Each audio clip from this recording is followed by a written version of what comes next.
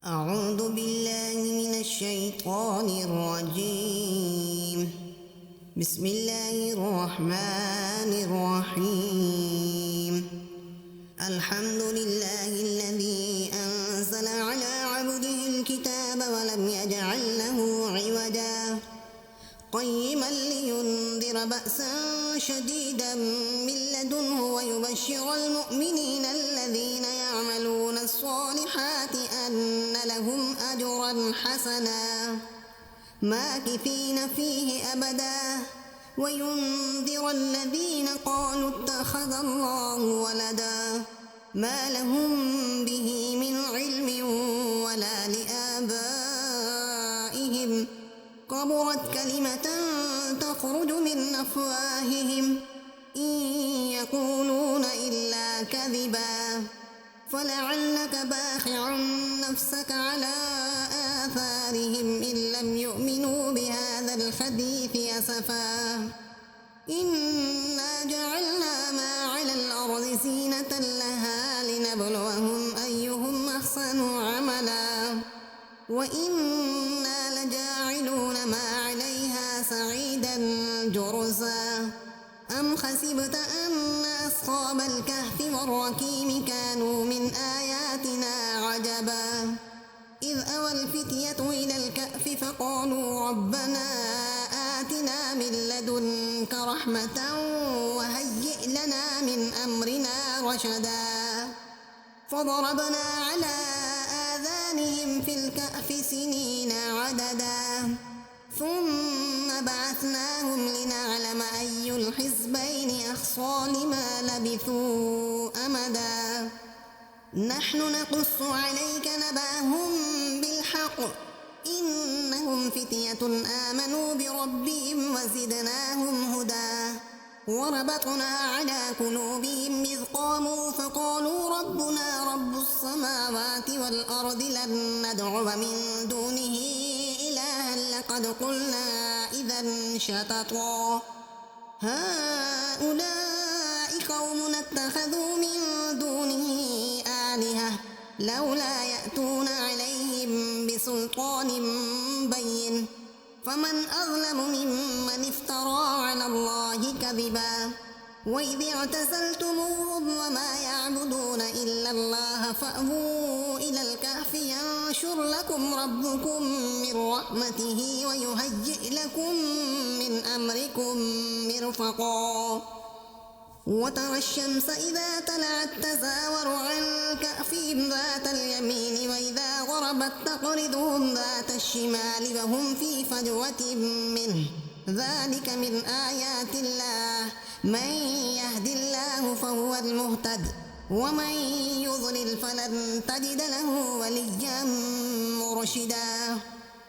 وتحسبهم أيقاظا وهم ركود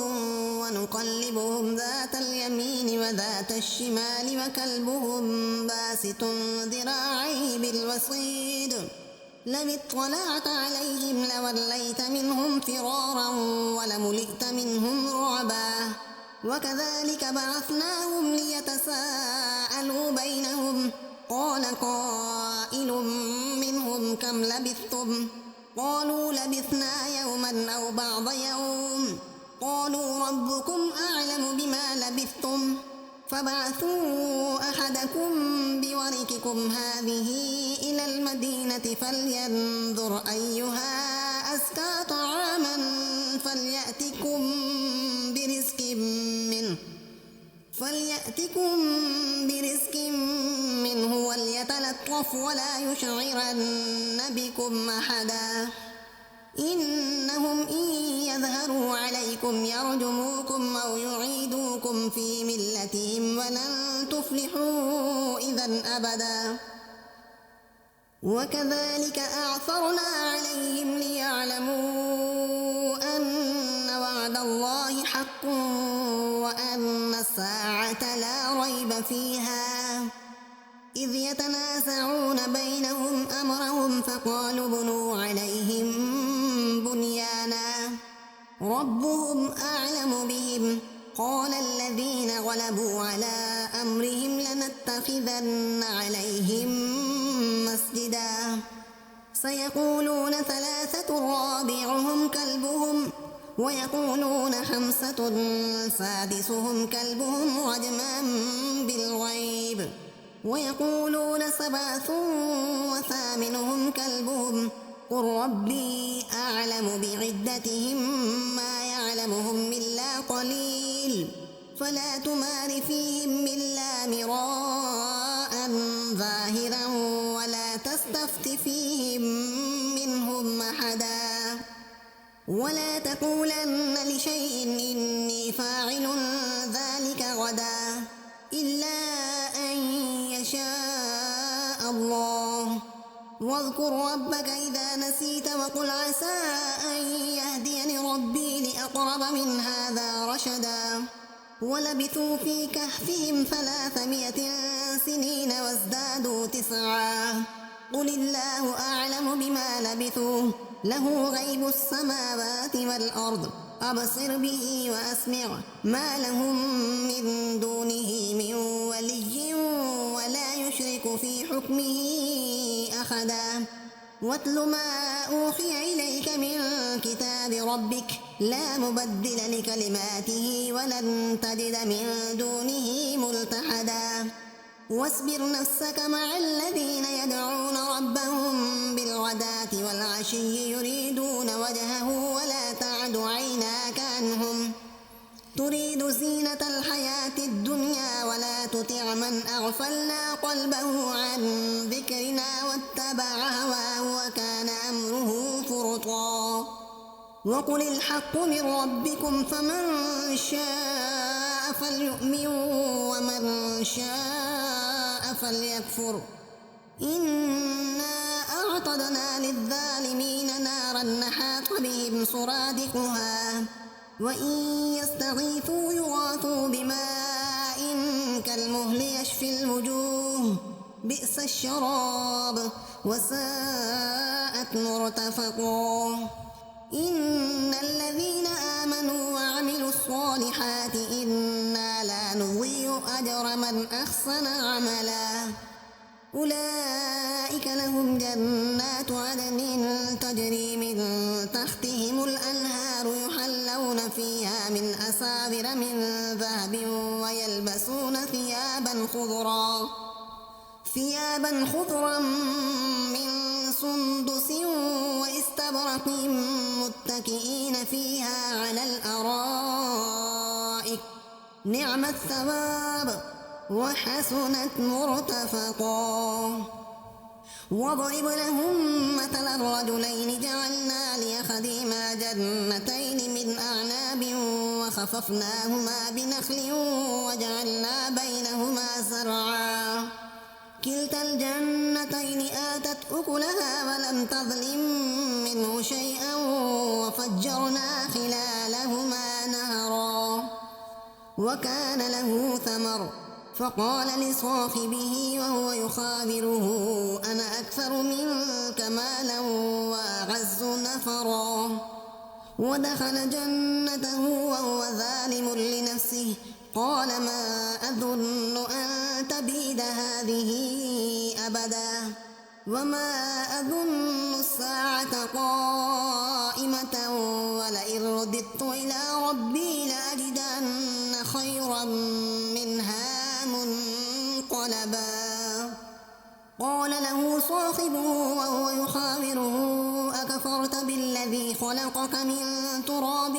ثم من نطفة ثم سواك رجلا لكن هو الله ربي ولا أشرك بربي أحدا ولولا إذ دخلت جنتك قلت ما شاء الله لا قوة إلا بالله إن ترني أنا أقل منك مالا وولدا فعسى ربي أن يؤتيني خيرا من جنتك ويرسل عليها حسبانا من السماء فتصبح سعيدا زلقا أو يصبح ماؤها غورا فلن تستطيع له طلبا وأحيط بثمره فأصبح يقلب كفيه على ما أنفق فيها وهي خاوية على عروشها ويقول يا ليتني لم أشرك بربي أحدا ولم تكن له فئة ينصرونه من دون الله وما كان منتصرا هنالك الولاية لله الحق هو خير ثوابا وخير عقبا واضرب لهم مثل الحياة الدنيا كماء إن أنزلناه من السماء فاختلط به نبات الأرض فأصبح هشيما تذروه الرياح وكان الله على كل شيء مقتدرا المال والبنون زينة الحياة الدنيا والباقيات الصالحات خير عند ربك ثوابا وخير أملا ويوم نسير الجبال وترى الأرض بارزة وحشرناهم فلم نغادر منهم أحدا وعرضوا على ربك صفا لقد جئتمونا كما خلقناكم أول مرة بل زعمتم أن لن نجعل لكم موعدا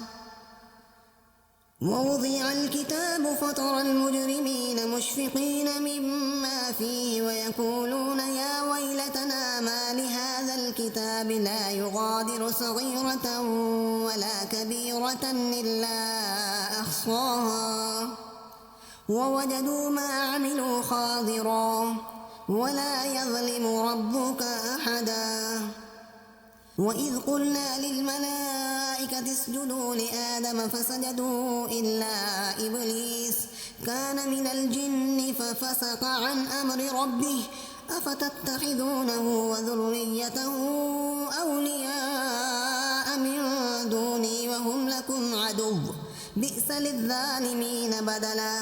ما أشهدتهم خلق السماوات والأرض ولا خلق أنفسهم وما كنت متخذ المضلين عضدا ويوم يقول نادوا شركائي الذين زعمتم فدعوهم فلم يستجيبوا لهم وجعلنا بينهم موبقا ورأى المجرمون النار فظنوا أنهم مواقعوها ولم يجدوا عنها مصرفا ولقد صرفنا في هذا القرآن للناس من كل مثل وكان الإنسان أكثر شيء جدلا وما منع الناس أن يؤمنوا إذ جاءهم الهدى ويستغفروا ربهم إلا أن تأتيهم سنة الأولين أو يأتيهم العذاب قبلا وما نرسل المرسلين إلا مبشرين ومنذرين ويجادل الذين كفروا بالباطل ليدحضوا به الحق واتخذوا آياتي وما أنذروا هزوا ومن أظلم ممن ذكر بآيات ربه فأعرض عنها ونسي ما قدمت يداه إنا جعلنا على قلوبهم مكنة أن يفقهوه وفي آذانهم وقرا وإن تدعوهم إلى الهدى فلن يهتدوا إذا أبدا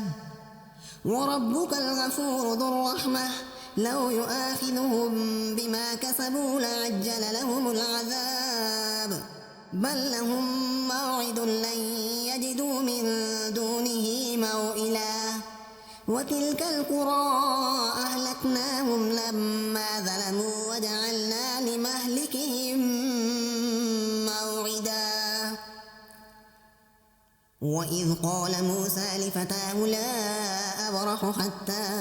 أبلغ مجمع البحرين أو أمضي حقبا فلما بلغا مجمع بينهما نسيا حوتهما فاتخذ سبيله في البحر سربا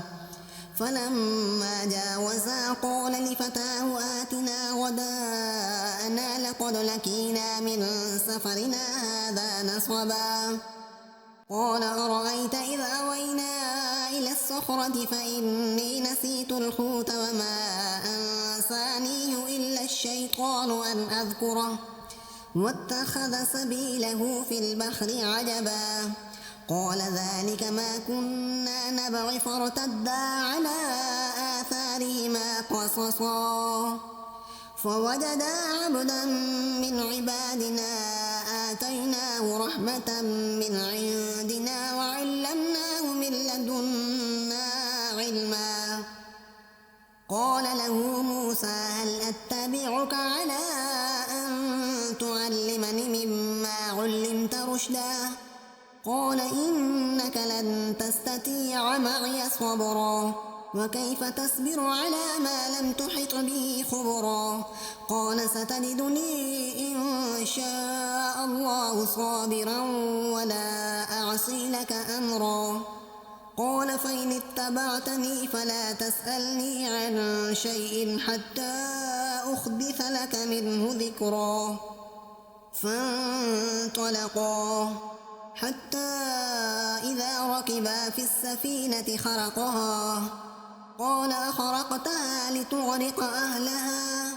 لقد جئت شيئا إمرا قال لم قل إنك لن تستطيع معي صبرا قال لا تؤاخذني بما نسيت ولا ترهقني من أمري عسرا فانطلقا حتى إذا لقيا غلاما فقتله قال أقتلت نفسا زكية بغير نفس لقد جئت شيئا نكرا قال ألم قل لك إنك لن تستطيع معي صبرا قال إن سألتك عن شيء بعدها فلا تصاحبني قد بلغت من لدني عذرا فانطلقا حتى إذا أتيا أهل قرية استطعما أهلها فأبوا أن يضيفوهما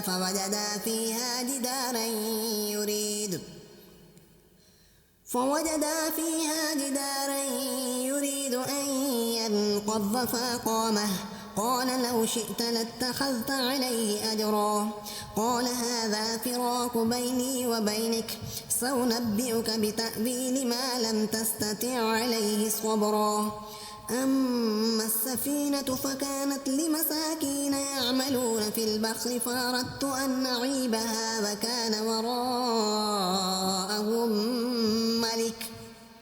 وكان وراءهم ملك يأخذ كل سفينة غصبا وأما الغلام فكان أبواه مؤمنين فخشينا أن يرهقهما طغيانا وكفرا فأردنا أن يبدلهما ربهما خيرا منه زكاة وأقرب رحما وأما الجدار فكان لغلامين يتيمين في المدينة وكان تحته كنز لهما وكان أبوهما صالحا فأراد ربك أن يبلغا أشدهما ويستخرجا كنزهما رحمة من ربك وما فعلته عن أمري ذلك تأويل ما لم تستطع عليه صبرا ويسألونك عن ذي القرنين قل سأتلو عليكم منه ذكرا إنا مكنا له في الأرض وآتيناه من كل شيء سببا فأتبع سببا حتى إذا بلغ مغرب الشمس وجدها تغرب في عين خمية ووجد عندها قوما قلنا يا ذا القرنين إما أن تعذب وإما أن تتخذ فيهم حسنا قال أما من ظلم فسوف نعذبه ثم يرد إلى ربه فيعذبه عذابا نكرا وأما من آمن وعمل صالحا فله جزاء الحسنى وسنقول له من أمرنا يسرا ثم أتبع سببا حتى إذا بلغ مطلع الشمس وجدها تطلع على قوم لم نجعل لهم من دونها سترا كذلك وقد أحطنا بما لديه خبرا ثم أتبع سببا حتى إذا بلغ بين السدين وجد من دونهما قوما لا يكادون يفقهون قولا قالوا يا ذا القرنين إن يأجوج ومأجوج مفسدون في الأرض فهل نجعل لك خرجا على أن تجعل بيننا وبينهم سدا قال ما مكني فيه ربي خير فاعينوني بقوة أجعل بينكم وبينهم ردما آتوني زبر الحديد حتى إذا ساوى بين الصدفين قال انفخوا حتى إذا جعله نارا قال آتوني أفرغ عليه قطرا فما استطاعوا أن يظهروه وما استطاعوا له نقبا قال هذا رحمة من ربي فإذا جاء وعد ربي جعله دكا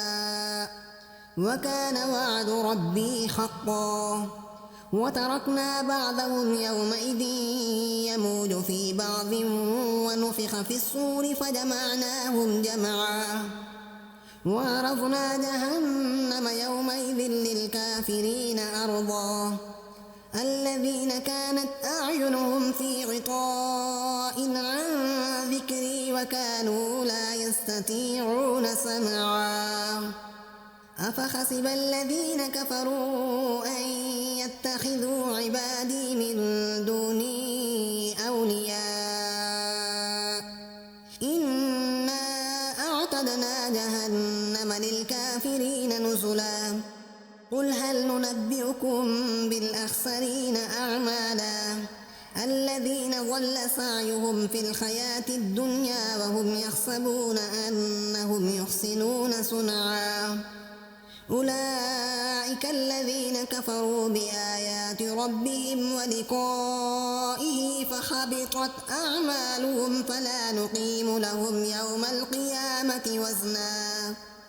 ذلك جزاؤهم جهنم بما كفروا واتخذوا آياتي ورسلي هزوا إن الذين آمنوا وعملوا الصالحات كانت لهم جنات الفردوس نزلا خالدين فيها لا يبغون عنها حولا قل لو كان البحر مدادا لكلمات ربي لنفد البحر قبل أن تنفد كلمات ربي ولو جئنا بمثله مددا قل إنما أنا بشر مثلكم يوحى إلي أنما إلهكم إله واحد فمن كان يرجو لقاء ربه فليعمل عملا صالحا ولا يشرك بعبادة ربه أحدا صدق الله العظيم.